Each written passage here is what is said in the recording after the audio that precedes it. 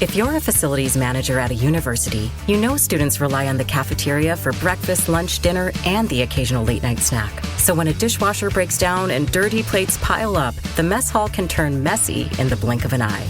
Enter Grainger. With over 1 million industrial-grade products and fast delivery, the product you need now is never far away. So you can turn that dishwasher back into a lean, clean washing machine. Call, click Grainger.com, or just stop by.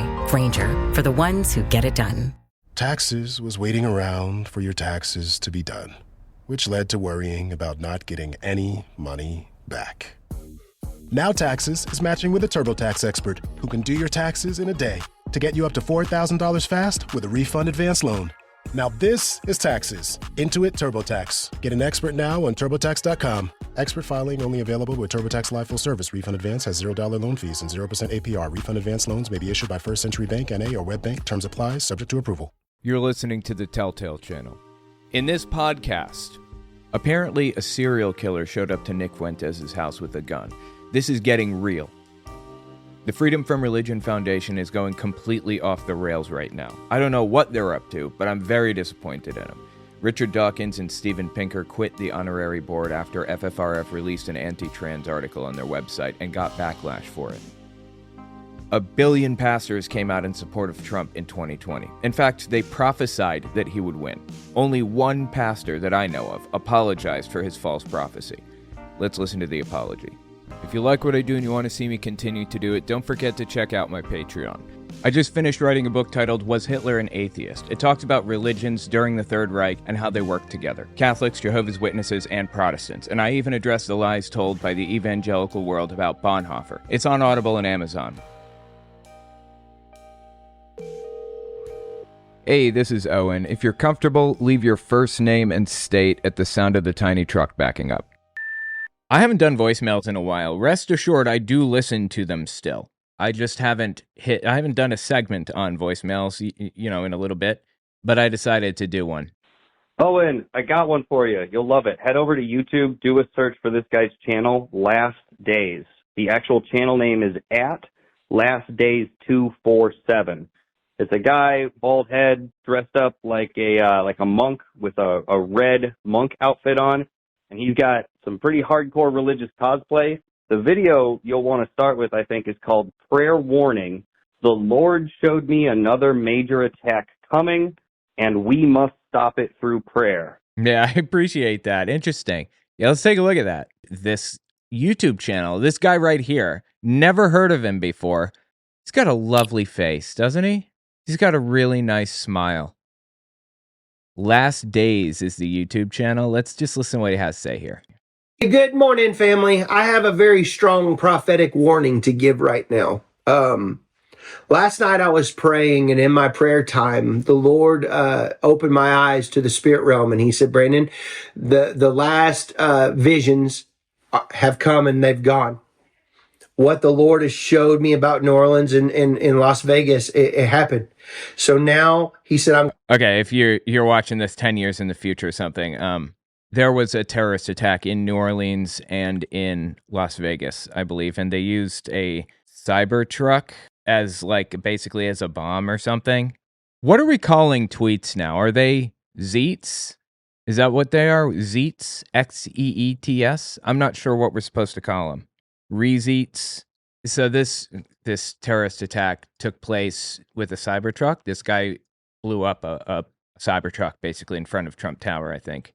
And Elon Musk zeeted or whatever. Something to the effect of he worked with law enforcement to unlock the Cybertruck because it locked automatically when it exploded, I guess.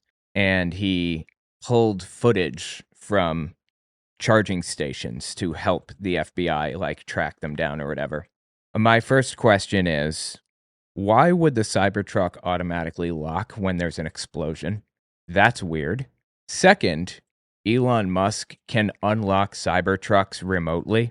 And third, he has access to footage from charging stations. That's concerning. Anyway, sorry, get a little sidetracked here, but let's hear about this. Let's hear from this prophet of God lay down his prophecy for us that God gave him. I'm going to show you the next wave of things that you're to warn the body for what's coming. And it all started. I mean, I was just worshiping and just praying like I normally do, y'all. And all of a sudden, I was like, poof. And I told my wife, I said, get the phone. You got to record it. I could see, and it was the vision was putting all out in front of me. And I saw farming equipment. I saw massive farming equipment that was. Dude, I'm loving his shirt too. This is a good color. Really complements that bald head of his, right? It looked like on the East Coast, this farming equipment was. And there were silos. And the Lord said, I want you to focus on fertilizer. And all of a sudden, it was like everything was coming at me very fast. And I could see these men buying lots of fertilizer since this summer. Okay. I mean, that's a pretty well-known way of producing a bomb, right? I don't understand. And did God give you this message before any of this happened? If so, why didn't you tell us then? I wonder.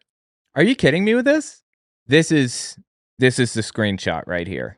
This is going to be the thumbnail image. Top tier. Now, tell us more about it coming at you. Over the course of quite a while, it looked like. It looked like I could see. So you're not able to see the vision, so I have to describe what I saw. That's how prophecy works. I forget, y'all. So bear with me. I saw trees. I saw leaves on the trees. I saw the summer grass growing. Brother, that's more information than we need to get to the point. It was hot outside, and I saw these men collecting fertilizer through different places so that they would not be detected. This is how people make bombs, of course. I think that it's like against the law to talk about the exact process. I'm not sure, but it's talking about ANFO. ANFO. It's an acronym that stands for ammonium nitrate and fuel oil. Basically, ammonium nitrate is a chemical that's just like it's little white pellets, also found in cold packs from Walmart, because it produces an exothermic reaction or an endothermic reaction, whichever one produces cold when it, with the chemical reaction, is basically like crystallized oxygen, effectively. And if you mix that with fuel oil, like diesel fuel, for example, and it gets ignited, the ammonium nitrate acts as an oxygen, what's it called? It feeds oxygen into the system because you need a fuel source, oxygen, and an ignition source. So ANFO is like a super common explosive used to like hollow out mountains and stuff. And ammonium nitrate also acts as like a plant food kind of because it oxygenates the soil and everything. That's why people collect fertilizer, because it has ammonium nitrate in it. Okay. It was like different locations buying fertilizer in bulk as much as they could without drawing suspicion. That's the way I would say it. And so these men were buying this fertilizer, and so they were storing it. And I saw... a little fun fact for you. I'm sorry, getting derailed here, but you know what else ammonium nitrate is used for? It's used for ANFO. It's used as fertilizer. And it's also used to produce laughing gas. If you heat it, which is super unsafe, oh my God, it's crazy unsafe, so don't do it. But if you heated it carefully without igniting it, it off gases or whatever into laughing gas. Pretty crazy stuff. Massive dump trucks with big dumps. Separation of in the back of these dump trucks. Separation with 50-gallon drums, all filled with different kind of chemicals to make what was happened in Oklahoma City. Brother, you don't need all kind of different chemicals. You need two. You need the ammonium nitrate and you need fuel oil. But okay, tell me more. I mean, God should give you the recipe, right? If he's telling you all this stuff, there shouldn't be like a billion different chemicals, right? Lay it on me if you know the chemicals. Somebody says ammonium nitrate is what happened in that port in Beirut. Yeah, it is. Ammonium nitrate is a super crazy, ridiculously dangerous substance, but it is so useful for so many things, like plant fertilizer, for example. back in the 90s. Okay? This happened in the 90s.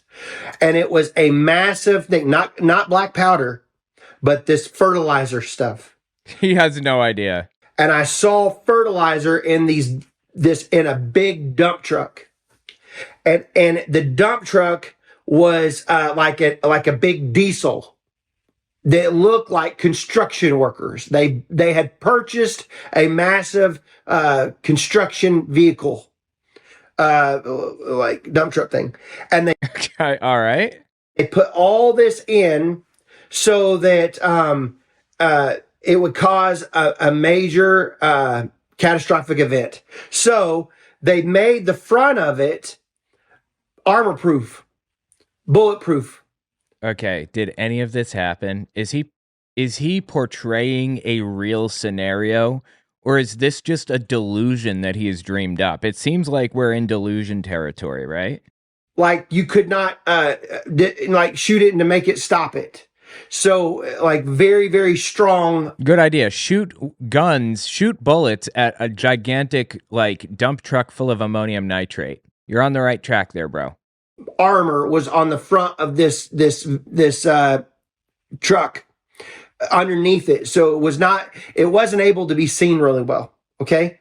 And I saw these men, and this is going to go a lot of different places. Okay. Okay. Anyway, look, I just wanted to show you this because I got a voicemail from somebody who recommended it, and we may actually watch like the whole thing. I don't know. We'll see on my Unfiltered YouTube channel. This is a 55-minute like video from this guy. He's got 500,000 subbies, guys. Come on. What is happening? All right, let's just jump forward. Listen to what he says.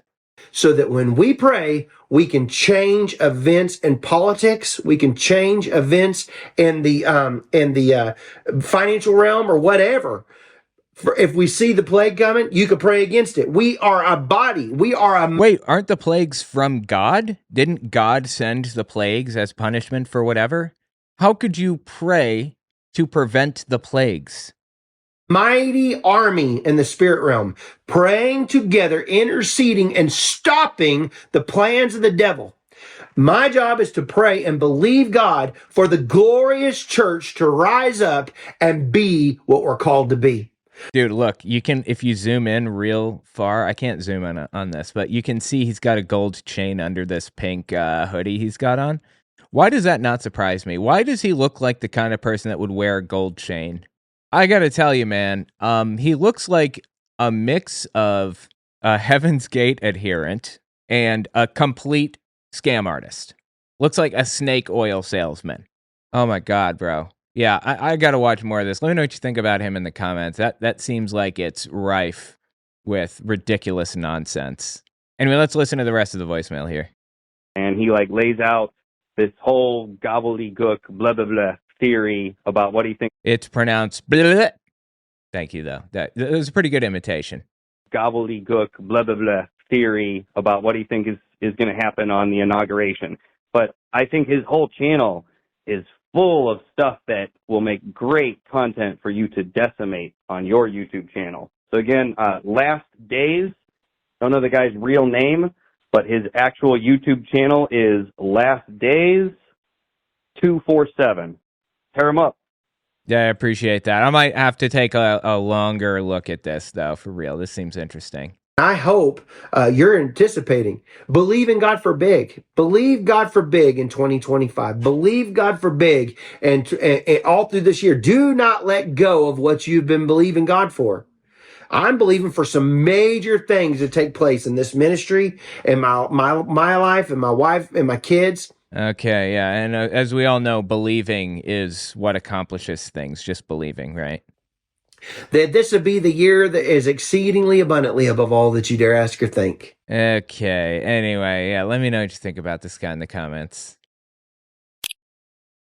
Hi, Owen. I just read your entire book, Understanding Jehovah's Witnesses. I appreciate that. Yeah, I wrote another book, too, since I wrote that one. Was Hitler an Atheist? Check those out. Amazon and Audible. Or owenmorgan.com. You can find it all there. I didn't have an Amazon Alexa until Christmas. I guess I'm going to have to silence my Alexa show for your podcasts. Yeah.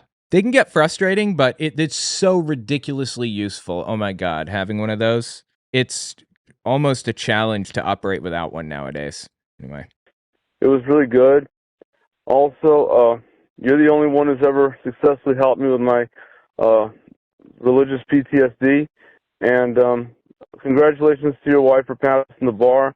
I've studied law in the past. I know how hard it can be. So good luck to you. Bye. Yeah, I appreciate that. She didn't actually pass the bar yet. Finished law school, though. She's totally done. She's graduated, and she's now working in the field. So that's pretty amazing. But yeah, really, really challenging stuff for sure.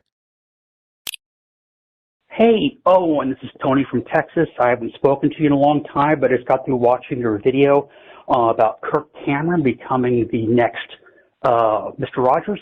Yeah. By the way, I cleaned up this voicemail. I hope that's okay. I don't usually edit or modify voicemails, just play them as they come. But yeah, I cut out a part of the voicemail that seemed like a mistake. Anyway, the Kirk Cameron video, I think that might have been a members only video. Yeah, he claimed, or maybe it wasn't. Maybe it's just a normal one. Yeah, he said he wanted to be the new Mr. Rogers with his Brave Books stuff. Just a joke. I met Mr. Rogers.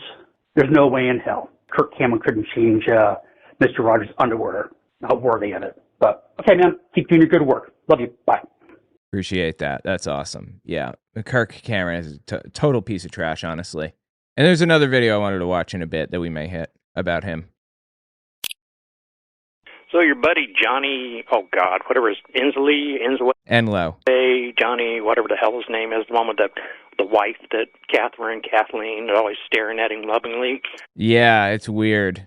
I'm sorry, hang on. This is Guy Young, Brookville, Illinois, I think is what, or Brookfield, Illinois. This right here. This is Enlow, and this is his wife staring at him lovingly. It's really, really weird. I was asking the Lord about it. He hadn't told me, and I was like, Lord, you still haven't showed me. And then on March, right when I'm saying that I have this, it's not an open vision, but it was a vision. You know, it's sweet. It's sweet that she would stare at him lovingly like this. That's not the weird part. The weird part is that he's describing Donald Trump in this prophetic vision of him being on a motorcycle. And there's a path all the way up, and at the top is Donald Trump, and he's on a motorcycle, and he's on a motorcycle, and he's making a lot of noise with it. And he has red, white, and blue. And she's laughing. She thinks it's so funny. Oh, that's so cute. He's revving a motorcycle. Okay, this is so painfully ridiculous. Has Trump ever been on a motorcycle before? And she's absorbed in this fictitious story that he has created, and now views it as a real event practically. You can just see it in her eyes. White and blue bandana on his head. God, it makes me want to vomit. It's so painfully stupid how these people idolize Trump like this. And so in an instant, it wasn't hard for me to figure out. Anyway, yeah. Thank you for bringing me back to that guy. Keep listening. He's trying to convince Steve, the bald-headed guy, Steve Schultz, yeah, Blobfish. I call him Steve Blobfish.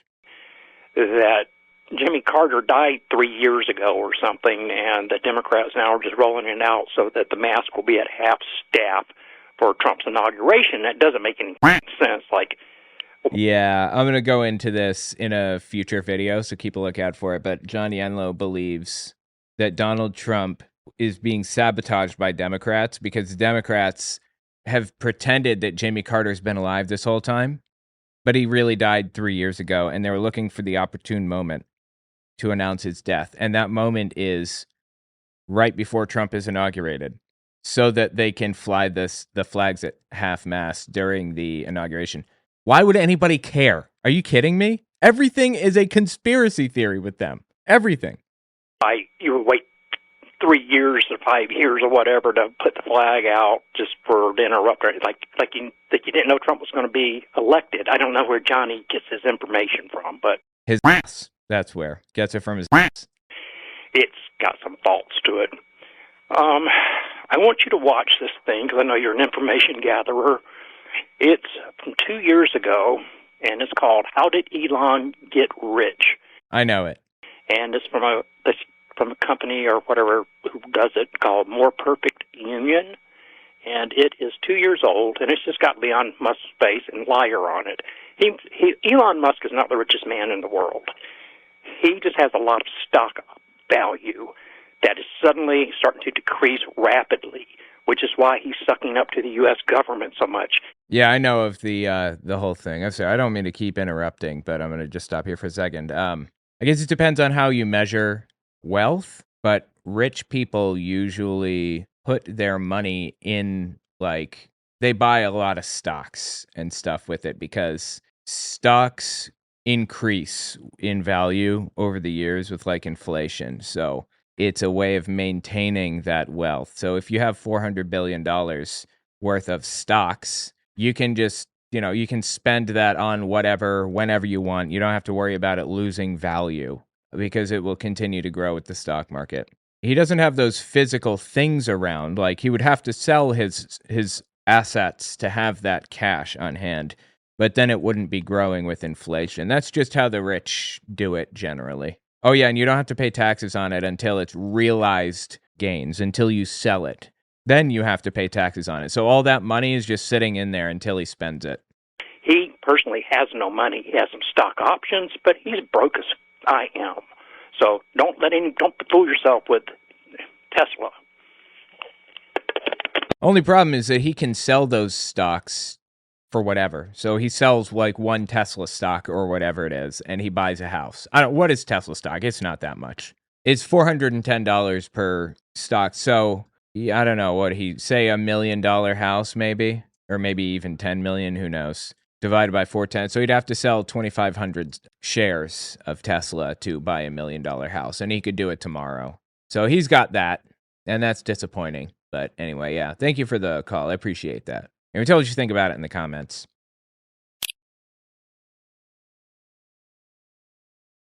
Next up, apparently a serial killer showed up to Nick Fuentes' house with a gun.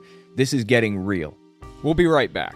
Don't forget to check out my Patreon. Also, take a look at my website, owenmorgan.com. I just finished writing a book titled Was Hitler an Atheist? It talks about religions during the Third Reich and how they work together. Catholics, Jehovah's Witnesses, and Protestants. And I even address the lies told by the evangelical world about Bonhoeffer. It's on Audible and Amazon. Most of you guys probably know Nick Fuentes. Apparently, somebody came up to his door with a as you can see in this image here. He posted this to his Twitter page or whatever it is. You gotta take it with a grain of salt, everything that he says, but I tentatively believe that this is true because the news reported on it. We're gonna hit it in just a second, but he says, the killer parked his car in front of my house and approached my door with his pistol drawn and what appears to be a crossbow. I was live streaming at the time. He rings the doorbell, tries the knob, and yells, "Yo, Nick." So I hear you asking, who is Nick Fuentes and why do people want him gone? The answer is, it's this guy. He's a Nazi, like a full-blown Hitler-loving, Holocaust-denying Nazi. Self-avowed. Yes, I love Hitler. That's what he says. And he went viral recently for basically saying, your body, my choice, after the election. I've already covered this video a couple of times, so I'm just going to show a little bit of it for context, and then we're going to talk about some other stuff regarding Nick Fuentes, like the news report. Listen to this. Feel when we control your bodies? Hey, we control your bodies. This is from early November, after Trump won. Guess what? Guys win again, okay? Men win again. And yes, we control your bodies. Hi, I'm your Republican congressman. Hi, I'm your Republican congressman. It's your body, my choice. And men, women again. Men win again. There will never, ever be a female president. Never. There will never be a female president, ever. So yeah, that kind of landed him in some hot water. People have been coming up to his door, knocking on it, and looking through his windows and everything, like kind of, yeah, making his life a living hell, if you will. This one woman walked up to his door and knocked, and he opened the door and just sprayed her with pepper spray. Again, for context, I've already played it, but it's necessary to understand this next part. Hi. Oh my God, what are you doing? Get the fuck out of here. Well, it's apparently illegal to do that, as it turns out. I did not realize you cannot go up, you can't open your door and just spray somebody with pepper spray like that as soon as you open it. So anyway, he's facing criminal charges. He's got a mugshot and everything. I have a video about it if you want more info on that. He came out and said this afterward. I'm going to beat the case. I'm going to beat the case. If I go to jail, I'm just going to write a book. It's going to be called Mein Kampf. It's a colossal piece of shit, man, for real. Hitler famously wrote his book, Mein Kampf, in jail. He attempted a coup against the German government in 1923 and was sentenced to 5 years, but went to like this cushy, nice, comfortable prison. Only spent 9 months there. Got to hang out, do whatever, got sent fan mail and all kinds of stuff, and wrote a book while he was in jail. Had a good time, generally, Hitler did. Anyway, got out after 9 months and published his book. That's probably what Nick Fuentes is referencing there. If he goes to jail, he's just going to write a book like Hitler did. Anyway, just give you a little more context on who Nick Fuentes is. This clip is from early November 2024. I think before the election actually took place, maybe? When I got into the right wing in 2016, it was about 3 things: hating women, being racist, being anti-Semitic. Those were the 3 things that the 2016 revolution was all about. That's what the online right was about. That's what the right wing on Twitter was all about. Anti-Semitism, misogyny, and racism. I'm glad that at least Nick just comes out and says it.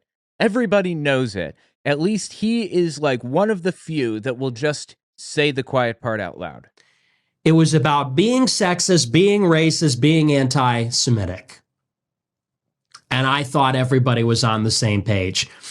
As time has gone on, however, the only thing that they remain is racist, and that's it. They're not anti-Semitic. They're not sexist. They just beat up on blacks and Indians all the time. And it's almost making me sympathetic. It's like, guys, we got it on women too. What an absolutely psychotic thing to say. What a psychotic way to view the world. Really. What is wrong with him? What broke along the way? How did he end up here to believe these things, to say this stuff? Anyway, listen to this next clip from Nick. Apparently, Nick is starting to realize that his strategy of just saying the N-word randomly isn't really getting him any, credibility. And I guess he's starting to rethink his strategy, if you will. We're talking finally a real right wing. That's the goal. So we'll be seeking allies. We're going to have to be political again. I'm going to have to be diplomatic. We're going to have to stop saying the N-word on the show. Did you see that, by the way, at America Fest? Patrick Bet-David said he wouldn't interview me because I'm saying the N-word all the time. That's so ridiculous. I mean, are you serious? But it's true. We can't have a professional operation if we're always saying the N-word. So we all have to make sacrifices, and that is one of the great ones. So that is my outlook for 2025. 2 things, Nick. First, I'm giving you advice as one bro to another. Get rid of that mustache. That mustache is bad. I wish somebody would say that to me if it were necessary. Maybe I should get rid of my mustache. If you think, tell me. Let me know. I would appreciate that very much. I'm telling you, Nick, get rid of it immediately, please. Everybody on planet Earth will thank you. Second, he's vile, right? Like, the things that he says are really, truly, deeply sadistic and evil and vile. Imagine what his chat looks like. Imagine what kind of audience he attracts. Imagine how debased and immoral these people are that watch Nick Fuentes. Like, as an atheist content creator, I've seen some extremists, absolutely, in my comments, because movements or influencers attract everybody on the entire spectrum from where they are to the left or from where they are to the right or whatever. And I've seen people talking about like blowing up 10 Commandments statues and stuff in the comments. And, you know, obviously they get reported and everything else, but there are extremists all over the place. Imagine what his comment section looks like. It is the most vile, debased, disgusting ever. You're not at the porn stash level, Owen. Okay, I appreciate that. I'm glad to hear it. I worried. So anyway, yeah, he's vile. He's absolutely vile. And just like, and here's another example of this mustache, bro. Please get rid of it. Please. This is from a year ago, actually. This is from mid-December 2023. So it's been a while now. But this is just another example of where this guy's head is at. There is an occult element at the high levels of society, and specifically among the Jews. So many of the people that are perpetrating the lies and the destruction on the country, they are evildoers. They are people that worship false gods. They are people that practice magic or rituals or whatever. No. And more than anything, those people need to be, when we take power, they need to be given the death penalty. Holy Christ, bro. Straight up. And I'm far more concerned about that than I am about even non-white people or mass migration. These people that are communing with demons and engaging in this sort of witchcraft and stuff, and these people that are suppressing the name Christ and suppressing Christianity, they must be absolutely annihilated when we take power. This is God's country. This is Jesus's country. This is not the domain of atheists or devil worshippers or perfidious Jews. This is Christ's country. Jesus Christ, bro. Get help. Seriously. You know that whole doing the occult thing or whatever? I read the Turner Diaries not too long ago. It's this famous, the most dangerous book in the world, quote unquote. And it's about a guy that ramps up, starts at, he doesn't like where society is, where the segregation came to an end. He doesn't like the fact that there are integrated schools where black people and white people like go to school together. And it ramps up all the way to a full-blown genocide. And in that book, he talked about how he believed that Jews are practicing occult and, you know, doing magic and trying to put curses on people and stuff. And he said that it's part of a tradition of Kabbalah or whatever. I looked into it, and Kabbalah is just a form of meditation. That's it. It's just meditation. It's detailed in the book of Zohar. It's just one of their holy books, and it explains how to sit quietly and think about God for extended periods of time. And there are mystical claims about it, like if you get really, really good at Kabbalah, at like meditating enough, then you will gain like supernatural powers, like telekinesis. You'll be able to like levitate and stuff. But the Kabbalah masters that could do that stuff died a long time ago, so the knowledge is lost, but, you know, it's super powerful and God, blah, blah, blah, all that stuff. Anyway, people like the writer of the Turner Diaries and Nick Fuentes and a whole bunch of other, like, neo-Nazi types of people claim that Jews are either the main adherents to, like, the occult, to witchcraft, or they spread witchcraft or whatever. I mean, it's all anti-Semitic dog whistling nonsense. It's absolutely crazy. It's absolutely nuts to me to know that there are people out here today who believe this stuff. We are in an age of civilization where information is at our fingertips. Anybody can learn anything at the drop of a hat, any moment that they want. And we have poor fools like this spreading this kind of nonsense around. Just wild. What denomination of Christianity was Hitler? And if he wasn't Christian, what was he exactly? He was born into Catholicism. His mom was very, very Catholic, and he loved his mom very much. He was confirmed at 14 years old, I believe. 1906, I think he was confirmed, and he's born in 1889. So no, maybe it was confirmed in 1904. I don't remember. Anyway, he was a practicing Catholic for a long time. Eventually, a new denomination of Christianity started to form they called themselves the German Christians. They wanted to call themselves Evangelischer Nationalismus, which is basically Christian nationalist. That's what it effectively translates to, Christian nationalist. But Hitler actually vetoed that name and went with German Christian. I think Hitler was if he were any denomination, it would be Catholic. But he fought the power of the Pope a lot. Like, he battled with the authorities in Christianity. It was like a power struggle against them. So hopefully that answers the question. He was also very into pseudoscience, not the occult. He was not into the occult at all, but he was into pseudoscience, for what that's worth. So anyway, check out my book. I talk about it. OwenMorgan.com. It's on Amazon and Audible. Was Hitler an atheist?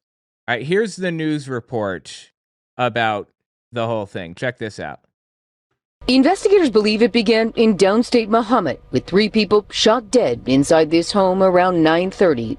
Not long before midnight Wednesday, people who live along Home Avenue in west suburban Berwyn were awoken. Started to see some bright lights being flashed into the houses. Moments later, and just next door, another neighbor heard a commotion. He started screaming, the police office, or somebody started screaming at him. Berwyn police say they'd raced to Home Avenue for reports of a man with a gun. Right-wing commentator Nick Fuentes, who lives on the block, posted this photo on social media claiming a man approached his door with a pistol drawn and what he says appeared to be a crossbow and yelled his name while he says he tried to enter his home. As soon as I heard that, I heard a little bit of like rustling in the yards, so I went. So I guess I'm taking this to be real. It seems like it's real, right? We have people reporting on it and everything, ABC News. And I guess Nick Fuentes called the police? As soon as I heard that, I heard a little bit of like rustling in the yards, so I went right back inside. Berwyn police say a man ran from them, firing repeatedly at officers. When I heard the voice, the police, don't move, stay there. That's when police say Berwyn officers shot back, killing the man near an alleyway. Before that, they say he'd broken into a nearby home, shooting and killing 2 dogs. That was the end of a night-long crime spree that the Cook County Medical Examiner said ended with John Lyons shot and killed by Berwyn police. Wow, dude. So this guy got shot? Crime spree that the Cook County Medical Examiner said ended with John Lyons shot and killed by Berwyn police. Wow, that's nuts, dude. Like I said, all of this happened because of this whole stupid bit he did here. My choice. And men, women again. Men win again. There will never. I mean, this is the result. Look, I've been the target of an extreme doxing campaign.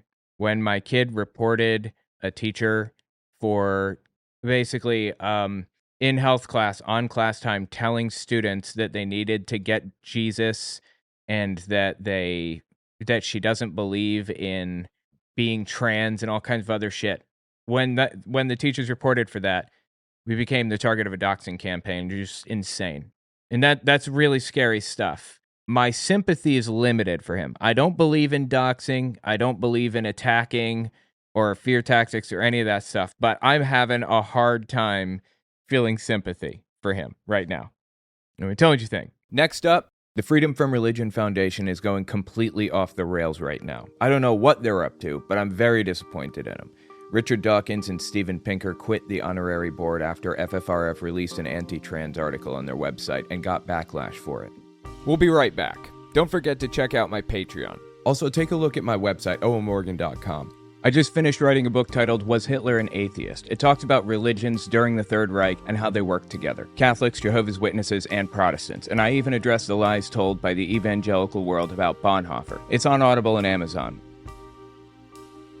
There's a guy named Jerry Coyne, apparently. I'm unfamiliar, but he posted an article on FFRF's website, I think, that was super anti-trans, and FFRF got like a ton of pushback, and it's been really ugly. So I want to talk about this whole situation. Let me break it down for you. This is on Hemant Mehta's website, Friendly Atheist, written by Hemant Mehta, December 28th, 2024. Let's give this a read. Atheist group faces backlash after publishing and then removing anti-trans article. Here's an update from 12/29. Jerry Coyne, Steven Pinker, and Richard Dawkins have all resigned from the FFRF honorary board. Good riddance. It's always nice when the trash takes itself out. I urge FFRF to replace them with people who advance their cause instead of setting it back. Okay. Unfortunately, I have to say Richard Dawkins is like really rabidly anti-trans right now, and I don't understand why, but all right. Somehow, in the span of about 24 hours, the FFRF made an egregious mistake, got plenty of well-deserved backlash for it, then quickly attempted to correct the problem. And you can bet they'll get plenty of undeserved backlash for trying to fix the error. If you have no clue what I'm talking about, congratulations on having a life outside the internet. I will be asking you for advice later. This whole controversy dates back to a post on FFRF's Free Thought Now blog. Free Thought Now is the site where some FFRF staffers, lawyers, and interns elaborate on the group's work. Recent articles focus on topics like Christian nationalism and feminism. It's nothing that would surprise their supporters. In early November, former FFRF intern Kat Grant posted an article about how much of our society's views on gender are steeped in religious traditions. Quote, missionaries often view gender systems outside of the strict sexual binary to be a mark of a less civilized nation, and imposed views of both gender and presentation, such as forcing boys in residential schools to cut their hair, onto the indigenous communities. Interesting. Grant went on to say that those fears are still in play today through right-wing groups, trans-exclusionary radical feminists, or TERFs, and others, but such views disregard both medical science and lived experience, quote-unquote. Grant concludes, I'm not non-binary because I don't identify with femininity. I am non-binary because no particular gender matches my internal sense of self at all. All of this is to say that there is an answer to the question, what is a woman? A woman is whoever she says she is. It seemed like a perfectly fine essay to me, says Hemet Mehta. It wasn't out of place for FFRF to publish it because it focused on the harm religion has played in our view of trans people, and Grant had worked with FFRF as a legal fellow. What is a legal fellow? Do you know what a legal fellow is? It's kind of like a law clerk, okay. Low-level legal worker. Interesting. As far as I can tell, no one publicly complained about the article. Honestly, as with all blog posts these days, it's not clear how many people even saw it. Still, I'm glad Grant wrote it, and I'm glad FFRF posted it, because a lot of prominent atheists, including Richard Dawkins, have been spreading anti-trans propaganda for years now. Yeah, I'm sad to say, I read a lot of Richard Dawkins' stuff, and he had a very positive influence on me when I was trying to escape Jehovah's Witnesses. But he's spreading propaganda, like classic run-of-the-mill propaganda that I see coming out of the far right. The same style rhetoric that I find from Christian communities, like far-right Christian nutcases and stuff. It's wild to me that he recognizes the propaganda from Christian nationalists about atheism, but not about the trans community. Anyway, just really sad. Dawkins has platformed a number of anti-trans activists on his podcast and stage shows, and essentially thinks trans people are cosplaying as a gender they're not. The Center for Inquiry, which merged with Dawkins Foundation, has not criticized any of this, and in fact recently published a lengthy article from CEO Robin Blumner condemning doctors who work with trans children. I hope their malpractice insurance is paid up, Blumner writes. They're going to need it. She expressed those thoughts after accepting, without question, the deeply problematic claims made in the Cass review. Okay, and then it just the paragraph just ends there. Made in the Cass review. Full stop. That's weird. If that's how a legacy secular group is handling trans issues, then we need more atheist organizations defending that community, because the attacks against them often come from religious conservatives and well-known atheists who, for whatever reason, treat gender the same way their ideological opponents treat faith, as something they refuse to change their minds about, no matter what evidence comes their way, because they've invested too much into the lie. That is really disappointing. I'm really sad to see prominent atheists go down this route. Hang on, let me just jump ahead a little bit here. If you believe gender-related issues are tangential to atheism, I assure you that religious conservatives believe the topic is perfectly intertwined with their faith. Just as they used religion to fight marriage equality and abortion rights, they're using the book of Genesis in defense of their anti-trans beliefs. If you don't want religion dictating our laws and you believe LGBTQ people deserve civil rights, then you understand why these are issues atheist activists ought to care about. Yeah, I'll tell you what it looks like right now to me. The whole anti-trans thing, it looks exactly like the Satanic Panic. In fact, it's the same people. It's the same mindset, the same everything. I've been reading about the Satanic Panic recently, and it's identical in every way to the QAnon movement. They're identical. There were claims of satanic people that take advantage of children, say it in a monetizer-friendly way, that are like trying to turn their kids gay and or trans and everything else. All the same stuff from the 1980s about Satanists.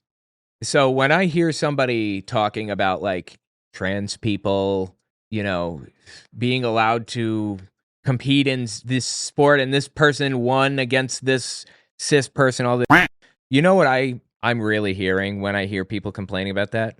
I'm hearing the police officer who produced this satanic panic video to try to teach people how to identify satanic rituals when they're off on the job or whatever. That's what I'm hearing. I'll show you what I'm hearing.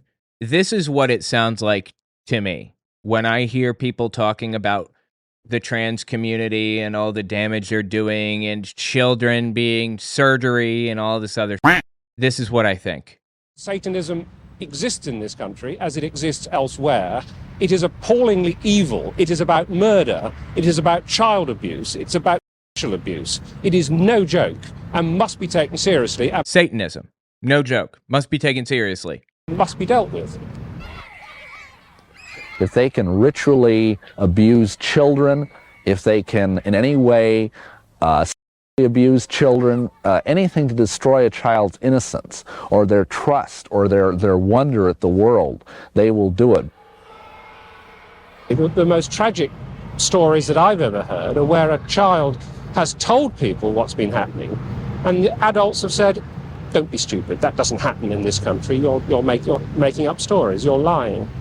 The problem we're coming across is that the higher officials and... Gotta tell you, man, these glasses and this mustache, top tier. Love it. These public organizations do not want to acknowledge that this is occurring. We need to lift that veil of misunderstanding and saying, hey, this is a crime to be dealt with. It's the crime of the 90s. It's not going away. Satanists want to recruit. We know that it's been going on for many years. This is not new, but their arrogance and their outwardness about the way they recruit is becoming unbelievable. Point is, this is what I think when I hear all this bullshit about trans people taking over and converting people into being gay or whatever the hell they claim about them. It's nonsense. It's always been nonsense. It was nonsense in the 90s when it was coming out about Satanists. It's nonsense today when it's about elite, child abusing, adrenochrome drinking whatevers. And it's nonsense when they talk about trans people being abusers or whatever the hell. It's nonsense. I dismiss it out of hand. I guess I'll look at your evidence or whatever, but you've got a real high burden of proof to prove to me that like satanic child abusers are taking control of the government or that trans people are trying to groom children or whatever the hell. I put it all into the same bucket here. It's just trash.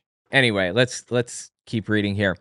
Some prominent figures in our loose movement, this is Hemant Mehta speaking, has spent years arguing the opposite, allowing white evangelicals to control the debate on LGBT rights and often taking their side. Jerry Coyne, author of Why Evolution is True and Faith versus Fact, Why Science and Religion Are Incompatible, is another one of those atheists who has spent years spreading anti-trans rhetoric on his website. His blog is now mostly a cesspool of block quotes from his favorite conservative writers. A deep dive through his sex and gender posts will rid you of any respect you may have had for him. Coyne gave a similar anti-trans talk at the Center for Inquiry's PsyCon. Oh, wow. PsyCon in October. Damn, that's really sad. Dr. Stephen Novella, who spoke at the same event, rebutted it here.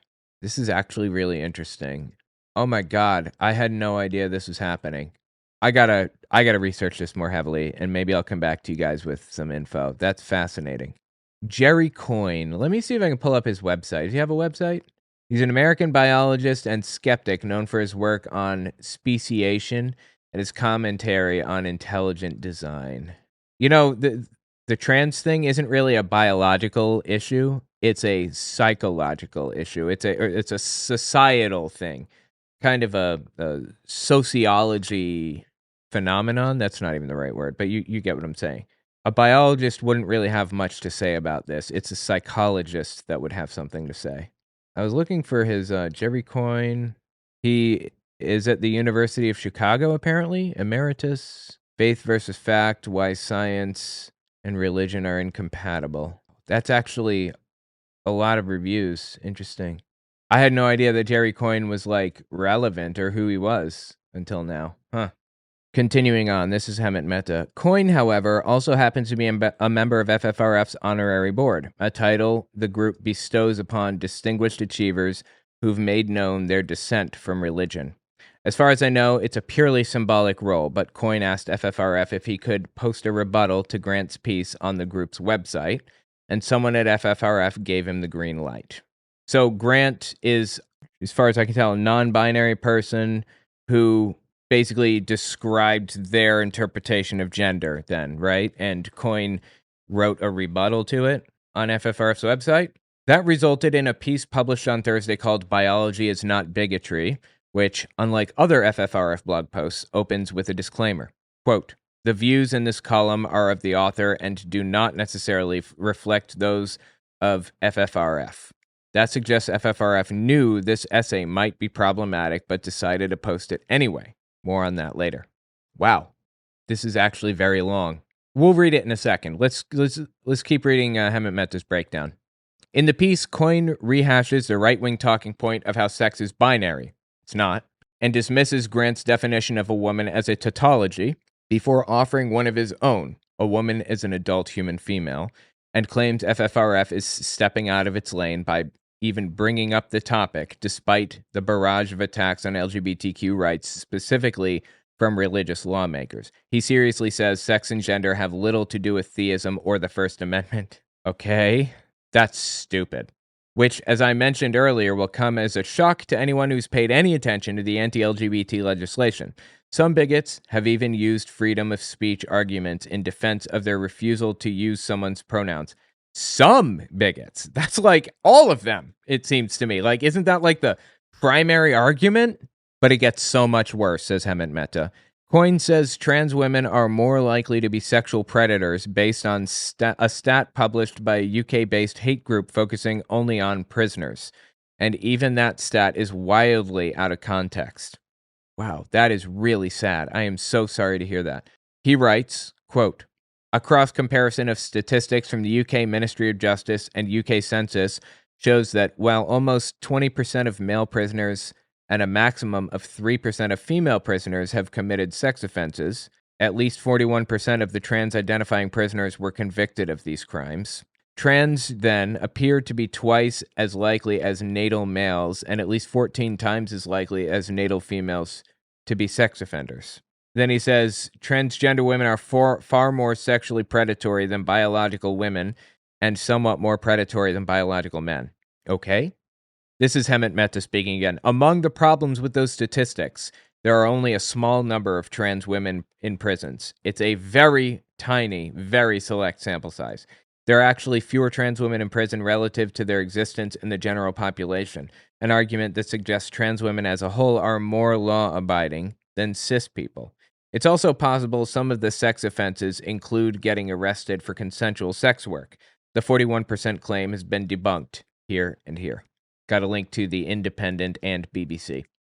None of that matters to Coyne, who uses the exact same logic that racists use when they claim black people commit more crimes because of who they are, instead of acknowledging our country's systemic biases against certain communities. There's more. In the same paragraph where Coyne insists he's not transphobic, he says trans people shouldn't be allowed to compete in women's sports, serve as counselors in women's shelters, or be placed in women's prisons. Like I said, this whole argument feels like the satanic panic to me.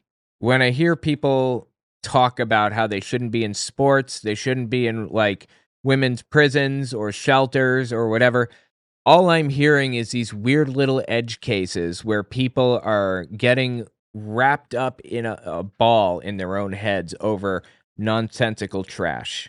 It was bullshit in 1990 when they arrested the entire staff of a actually it was like 1983, I think, when they arrested the entire staff of a preschool or daycare or whatever, and sentenced the teachers and everybody to like multiple life sentences because a kid claimed that like they put a saddle on the kid's back and rode them around like a horse and that they like levitated above the ground. I'm not joking. That's 100% real. And there are people serving time right now, today, 30 years after their conviction for taking advantage of children that they never took advantage of. Like they're sitting in there now, counting their time.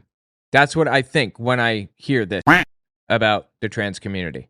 I'm not even going to feed into the argument. I'm not even going to give the argument or the thought experiment any credence. I'm not going to bother talking about whether they should be in shelters or in whatevers. You know why? It's not a problem. Literally nobody has complained about this except for like right-wing crybabies. Anyway, let's keep reading here. So it says, in the same paragraph where he insists he's not transphobic, he argues people shouldn't be allowed to compete in women's sports or be, counselors in shelters. Quote, transgender women, for example, should not compete athletically against biological women, should not serve as counselors and workers in battered women's shelters, or if convicted of a crime, should not be placed in a women's prison. Not going to bother giving it any credibility. It's a stupid fucking argument based on fear-mongering nonsense, and I'm not going to consider it any more than I considered the possibility that this person really did take advantage of a kid because they're a Satanist or something. The 80s was an awful decade. Yeah, it was. And for some people, it's the decade that keeps on giving to this day. This is Hemant Mehta speaking. Hard to imagine how a trans kid in high school wanting to play basketball impedes the legal and moral rights, quote unquote, of girls on the other teams. But if we're talking about sports, Coyne says very little about the processes by which the Olympics and the NCAA have thought through how to include trans athletes while maintaining the integrity of their sports. Interesting. Do they have a plan for this? It would surprise me if they didn't already. Let me see. The NCAA Board of Governors updates transgender participation policy. Wow, check that out. They already have a policy on it. How about that?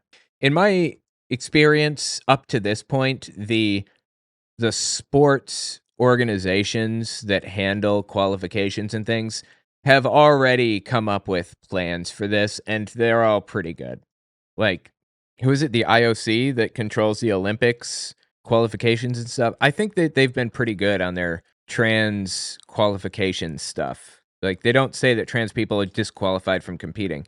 You just have to basically have, HRT for a certain period of time and a variety of other factors that guarantee that they are equal to everybody else in that category. I think we should just go with like what the sports organizations are saying at this moment. But again, that's me giving this argument credence by even acknowledging the argument in the first place. And I refuse to do that because it's just fucking stupid. It's all stupid all the way down. Anyway, back to Hemant Mehta. It's downright bizarre. We haven't seen trans athletes winning every women's sport in which they can play. It's the rest of that passage that's even more disturbing, though. Coyne doesn't care whatsoever about the qualifications of trans counselors, but just flat out says they shouldn't be allowed to help women who've been abused because of his own prejudices. He also ignores the perils of putting trans women in male prisons, including the mental health impact it has on them. You can imagine how these talking points fuel all those bathroom bills promoted by Republicans in order to prevent trans children from just using the proper goddamn bathroom when they're out in public. The whole piece is nothing more than anti-trans bigotry wrapped up in a cloak of science. And it's barely wrapped up in a cloak of science, honestly. I expect that from Jerry Coyne because that's who he is. I expect it from Dawkins now, too. Me too, unfortunately. Somebody asked earlier, what about Michael Shermer? He's always been a piece of shit, sadly. He's done some really good debates. He's spread skepticism and everything really well, but he's always been off in La La Land. Shermer has. I hate to say it. I mean, like I said, you can appreciate what they've done and who they are without accepting the nonsense that comes along with it. All right, this is Hemant Mehta again. I expect better from FFRF because they have a much better track record on these issues, and because they have a staff that personally cares about these issues, and because they know better than most just how far-reaching Christian nationalist legislation can be and how it uniquely impacts LGBTQ people. The American Humanist Association knows this too. In 2021, after Dawkins compared trans people to a woman who lied about her race, I remember that, the AHA retroactively withdrew the Humanist of the Year award they gave him in 1996. It was a purely symbolic gesture, but it received enormous attention. But the AHA felt that continuing to align themselves with a bigot flew in the face of their stated values, so they made a clean break. They deserved a hell of a lot of credit for that. Absolutely. 100% agree. Are Michael Shermer and CFI okay? I mean, it's okay to appreciate the work that they do outside of all the anti-trans. I will still read The God Delusion. I won't pay for it. I mean, I already paid for it, so it doesn't matter. But, you know, you got to recognize like how toxic and ridiculous their arguments are. It's no different than the Satanic Panic. No different. I can't believe that they don't see that. Let's continue. So, how did this happen, and how did FFRF respond, says Hemant Mehta. Shortly after they posted Coin's article, the backlash began with a number of activists and supporters expressing their frustration with the group for promoting this kind of hate. And yeah, this is straight up hate. I mean, I read through a little bit of the article, just a little bit, and from what I've seen, it's like really hateful trash. It's not like borderline, oh, well, it's just like an ideological discussion about blah, blah, blah. No, this is just hateful garbage. That's really sad. December 26th, what a Christmas present, huh? I guess it was only up for a day, I think? Evan Clark, executive director of Atheists United and a former guest on FFRF's radio show, said, quote, if you still support FFRF, I'd encourage you to pull your donations and talk to their leadership about the importance of trans rights in the battle against white Christian nationalism, end quote. David Williamson, co-founder of the Central Florida Free Thought Community and an invited speaker at an FFRF convention, said, quote, I wish FFRF would leave the unscientific anti-trans bigotry to the Center for Inquiry, end quote. Damn, I don't know anything about CFI, actually. I know somebody that, I think the vice president of American Atheists worked at CFI with Richard Dawkins for a while there. Debater Matt Dillahunty, who's also appeared at a number of FFRF events, said he'd soon make a video about this embarrassing garbage transphobic crap. Yeah, I watched that video. It was pretty good. I shared my own concerns on Blue Sky. Who knows how many members sent emails to the organization. This is embarrassing and sad. The FFRF posted an anti-trans screed from honorary board member Jerry Coyne. A disclaimer that it doesn't necessarily represent the group's views isn't a defense of posting bigotry. Wow. He looks exactly like my grandpa, actually. Like nearly spitting image. That's interesting. All right, let's continue. Whatever the reasons, the pressure worked. On Friday, FFRF removed Coin's article from their website and posted a new one, signed by co-presidents Dan Barker and Annie Laurie Gaylor, expressing their explicit support for the LGBTQIA+ rights. Okay. After noting the direct harm Christian nationalists inflict upon the community, how their own membership includes plenty of LGBT people, and the various ways they've proudly supported the LGBTQ community and rights, and fought bigoted legislation, they brought up the elephant in the room. Quote, publishing this post was an error of judgment, and we've decided to remove it as it does not reflect our values or principles. We regret any distress caused by this post and are committed to ensuring it doesn't happen again. Moving forward, we're reviewing our content guidelines and internal processes to ensure our public messaging consistently reflects our values. We're committed to learning from this experience. Our mission to keep religion out of government is inextricably linked to preserving and advancing these fundamental rights. Interesting. And then Hemant Mehta says, it's not a bad response. They're not throwing anyone under the bus for publishing the piece. Yeah, I would love to know who the hell that was. Do they still work there is my question, and why? But they're acknowledging their mistake and putting it out under their name while pledging to do better. That's a good start. While they're at it, I suggest taking another look at their honorary board members. If you want my take on it, I don't think FFRF posted the article maliciously. I think they were surprised that someone like Coyne reached out asking to respond to a piece, felt obligated to post it in the name of open discussion and didn't pay much attention to the underlying problems with his piece. An appropriate response. Yeah, I think I probably agree with that. They probably weren't even, maybe they didn't even read it. I don't know. Maybe it was just like a rebuttal piece. Who knows? An appropriate response then involves taking down the piece, acknowledging their mistakes, and making sure this doesn't happen again in the future. That post, by the way, went out to the same email list that received Coin's original piece. Wow. So FFRF has an email list, and those people received Coin's email. That is really sad. That post, by the way, went out to the same email list that received Coin's original piece. Yesterday, Coin added, you know what? Here's a good thing about this situation.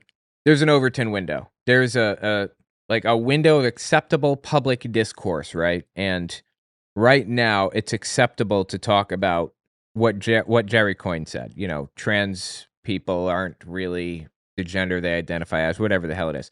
But in the atheist community, that is shot down nearly instantaneously. That is a good sign. The United States is going off in this wild direction right now, just out in la la land with how insane the political discourse is. But the atheist community is not accepting it. That's good. It's bad that this happened in the first place. It bodes ill that this article was posted to begin with. But the fact that it was shot down nearly instantaneously is a really good sign. The people aren't taking it. They're not putting up with it. Anyway, continuing on here. Yesterday, Coin added an update on his website, which simply said, my article seems to have disappeared. That was presumably posted before FFRF's note went up. He posted a lengthier rant this morning, and surprise, he's pissed off. Oh my god, a lengthier rant, you say? The FFRF removed my piece on the biological definition of woman. Oh boy. Yeah, I don't want to read the whole thing, but wow, this is long, dude. This is crazy. It says, when I wrote yesterday about my critique of Kat Grant's What is a Woman piece, a critique published on the FFRF website, I had no idea what I wrote was being removed by FFRF at that moment. I'm not going into a long exegesis here, as I'll have more to say about this affair elsewhere, but here are the relevant links. When some readers pointed out yesterday that biology is not bigotry was no longer online, I had no idea what happened and assumed they'd relocated the post. I was unable to believe that they would actually remove my post, especially because FFRF co-president Annie Laurie Gaylor had given me permission to write it. Oh my God! And holy he called her out.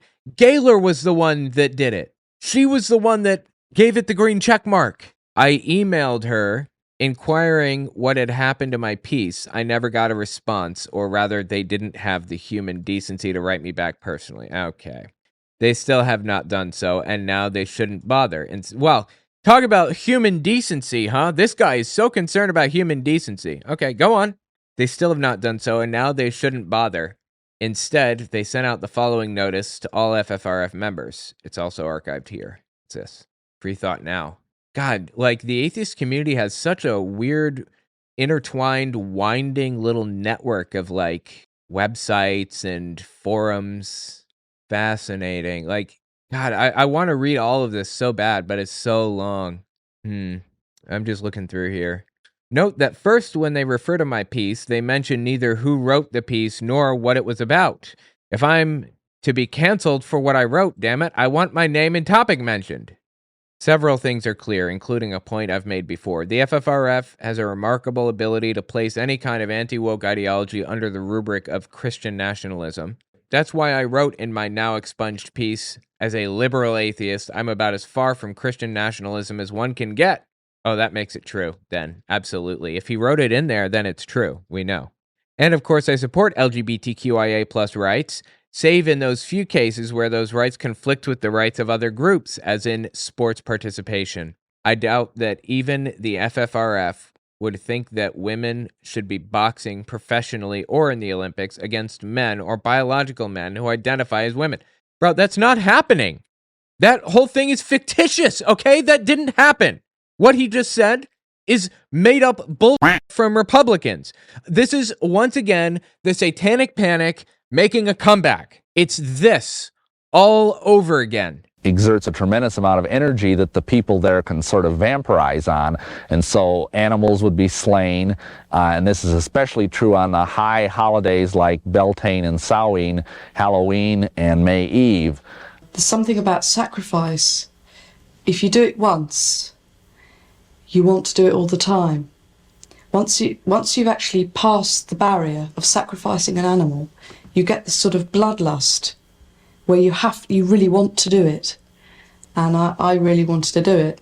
It's bullshit, okay? It's bullshit. How did you fall for this? You're supposed to be a skeptic. What happened? Are you really that big of a sucker that you fell for this bullshit propagandistic Republican nonsense? Why are you even an atheist? How did you get here? I don't understand. I doubt that even the FFRF would think a woman should be boxing professionally or in the Olympics against men. They're not. They are not. This is not an issue that exists in reality. I don't understand how this happened. Anyway, back to what old Jerry Coyne was saying here, but it's the last 6 paragraphs of FFRF's post where they explain why they took down my piece. It's because it caused distress and did not reflect FFRF's true values or principles. I'm not sure what values or principles my piece failed to reflect. Well, I'll tell you what's going on here. Your piece reflects the values of Christian nationalists crying about Satanism around every corner and people sacrificing animals to Baphomet or some stupid. That's what it reads like. It's that. Does the FFRF think that sex is really a spectrum? No! No! People don't think that. We're talking about gender, okay? Not sex. And aside from that, sex is actually a spectrum. But gender is what we're discussing. They are different. Do they think it's a spectrum and that there are more than 2 sexes in humans, or that the most useful definition of biological sex doesn't involve gamete size? I don't know, nor do they say. That has nothing to do with anything at all. It's completely unrelated to anything. We're talking about the fact that Republicans are running this multi-billion-dollar propaganda machine against a minority group, and you are feeding it for free. You are giving them your time and energy and clout by writing this stupid that affects literally nobody and demonizing even further a minority group that doesn't need any more of it. That's the issue here. Like again, it's just like the Satanic Panic. It's just bullshit all the way down. I feel like I should. Oh, this is his article. This is the whole article, I think. I feel kind of obligated to go through this article of his since we're talking about it. I feel like it's going to take us a couple of minutes, but it'll be worth our time to go through it. So we're going to hit that again in a second. Let's just finish Hemant Mehta's thing here, and then we'll finish Jerry Coyne's thing. Hemant Mehta continues on. Coyne also implies FFRF knew this would be controversial, which is why he says a disclaimer was added to the piece.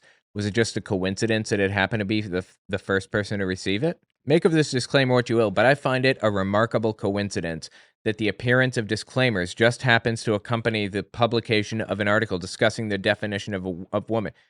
Are you kidding me? Of course. Did you not realize this is a controversial thing that you're saying right now? Is this the first you're hearing of it? You think this is like a completely normal conversation that like anybody's having, that there's literally zero offense that could possibly be taken, even out of context, by anybody? Am I not supposed to feel picked on as the recipient of the very first disclaimer, says Jerry. Hemant Mehta says, I can answer that for you. Yes, it's a coincidence. He wasn't being picked on. An FFRF source told me the disclaimer policy was already in the works before Coyne's article was published. Oh, how about that? It was a coincidence. But it is a controversial subject, so it would make complete sense if they put a disclaimer on. That's really funny, actually. Wow. But even without a disclaimer, it seems FFRF knew this article had problems, but they decided posting Coyne's article outweighed any backlash they might get for doing it. That assessment was quickly proven wrong. This is one big problem I have here. I don't care about the backlash. Who cares about the backlash? What I care about is the fact that they are enabling, or, God, there's a word here. What's the word? They are facilitating further persecution and demonization of a minority group that does not deserve it, that did nothing to anybody. They're facilitating that. That's my problem. When I was writing a draft of this article yesterday, says Hemant Mehta, I predicted that Coyne was going to pretend to be a victim of free speech, of cancel culture, of science denialism, etc. Indeed, this morning he went down the science denialism route. Of course he did. This is from Coyne. It is only fear that would make an organization take down a rational discussion of such a contentious statement. I don't know what the FFRF is afraid of, but I'm just a biologist defending my turf, and I'm not by any means bent on hurting LGBTAIA plus people. What the hell is that? LGBTAIA plus. Okay. The things that he said in the article were incorrect, factually incorrect. Just in the bit about trans people being predators alone. That was factually incorrect. And this is a very sensitive subject.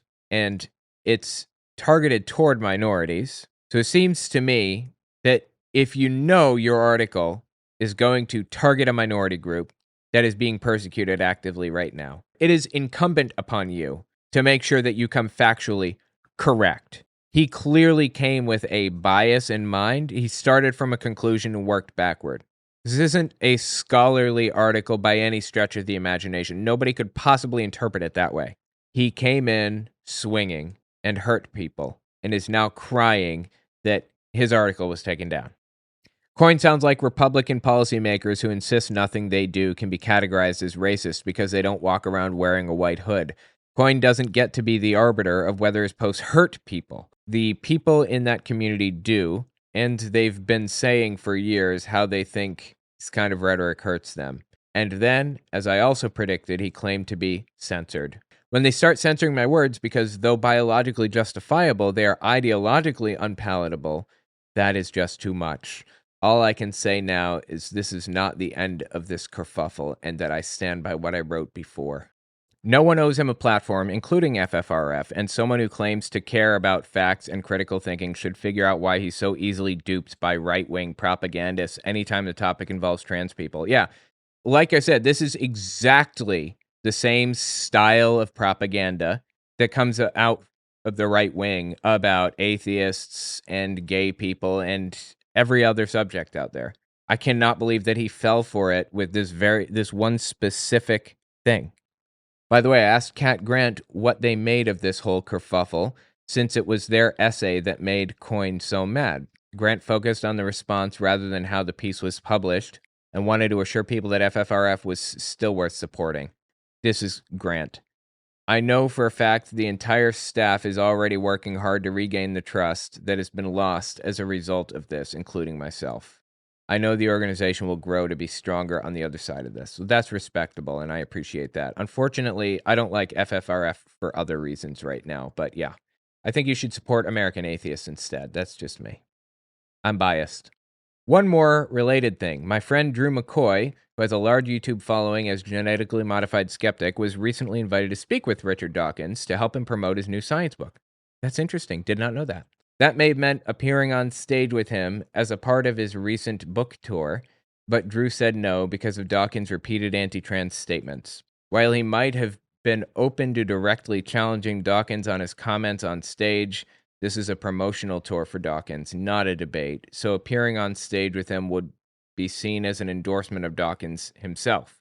Furthermore, trans rights shouldn't be up for debate, and it's ridiculous to pretend people can just politely agree to disagree about human rights. Absolutely agree on that. I spoke with Drew about the decision, why I believe it's the right one, and he made a video about it. I hope you consider watching it. That's fascinating. I had no idea that Drew was invited. Dawkins is in there right now, getting ready to deliver one of his last public speeches in the U.S. ever. I could be in there right now, maybe even on stage with him, but instead, I'm just out here. Let me tell you why. All the way back. Hard respect. That's good. I'm going to watch that later. Yeah, I'll come back to that. I'm going to message him later, too. Anyway, that's the end of Hemant Mehta's article. That's really interesting. Now, let's just finish up Jerry Coyne's fest about why he's being canceled by the wokeists or whatever. He says, it's the last 6 paragraphs of FFRF's post where they explain why they took down my piece. It's because it caused distress and did not reflect FFRF's values or principles. I'm not sure what values or principles my piece failed to reflect. Brother, it's not about the values and or principles that you failed to reflect. It's about the ones that you did reflect that they don't want. That is such a basic, straightforward, logical, faceplant that I just can't stand it. Does the FFRF think that sex is really a spectrum, that there are more than two sexes in humans, or that the most useful definition of biological sex doesn't involve gamete size? I don't know, nor do they say. Right. There are two sexes in humans, and there are exceptions to that. I don't think that nobody disagrees with that. We're talking about gender here, transgender. As for my words causing distress, well, I'm sorry if people feel distress when I explicate the biological definition of sex or estimate how few people fail to adhere to the sex binary. I think that's his problem. He believes that we're talking about the sex binary. We're not. We're talking about the mental expression or the mental understanding of their identity.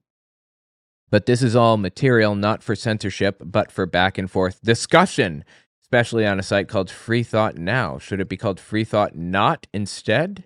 And that is what disappoints me most. Not just the mission creep, wow, that's a word I don't hear very often. Not just a mission creep instantiated by the FFRF's incursion into partisan politics or dubious ideology. Bro, that's the thing. You are getting into partisan politics. They removed it from their website. I guess Grant, whoever it is, Cat Grant or Grant Cat or whatever, they posted something about trans rights on there. But this wasn't, it didn't seem to be a rebuttal piece to that. It seemed to be just a fire hose of right-wing propaganda from Jerry Coyne. Incursion into partisan politics or dubious ideology, but the fact that they will not allow free and civil discussion about an article that they published, an article that concludes by saying a woman is whoever she says she is. Well, they are. I mean, there's a comment section where they can discuss it freely. If that's not a statement ripe for discussion, then what is?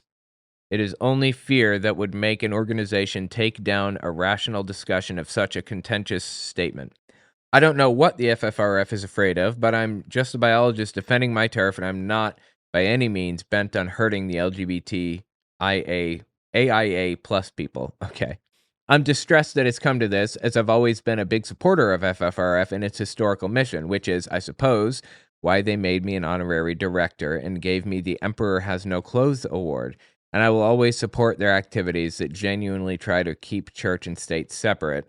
But when they start censoring my words, you don't have a right to their platform.